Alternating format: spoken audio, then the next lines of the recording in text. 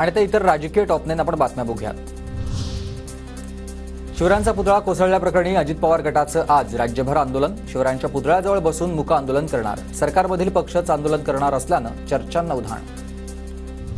बदलापूर प्रकरणावरून मुख्यमंत्र्यांकडून केसरकरांना समज। शिक्षण विभागाच्या अनास्थेमुळे राज्यभरात सरकारची प्रतिमा मलिन। कारवाईची घोषणा नकोय, कृती करा। शिंदेंच्या केसरकरांना सूचना, सूत्रांची माहिती। मनोज जरांगे पाटलांच्या मराठा आरक्षण आंदोलनाला 1 वर्ष पूर्ण। अंबड तालुक्यामधील पैठण फाट्यावर सुरू असलेल्या आंदोलन स्थळाला दिली जरांगेंनी भेट। सरकारनं 30 सप्टेंबरपर्यंत शेतकऱ्यांची कर्जमुक्ती करावी। शेतकऱ्यांच्या प्रश्नावरून जरांगेंचा सरकारला अल्टिमेटम। रस्त्यावर आंदोलन करण्यापेक्षा निवडणुकीलाच आंदोलन समजा, जरांगेंचा इशारा। उद्या दिल्लीत शरद पवारांच्या सुरक्षेबाबत आढावा बैठक। गृह खात्याचे वरिष्ठ अधिकारी शरद पवारांशी चर्चा करणार। पवारांनी अद्याप केंद्राची सुरक्षा स्वीकारली नाही।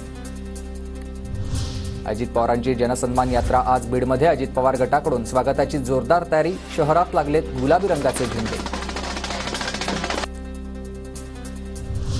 विधानसभेच्या पार्श्वभूमीवर भाजप प्रदेश कोर कमिटीची उद्या बैठक। भाजप प्रदेश कार्यालयात सायंकाळी बैठक होणार।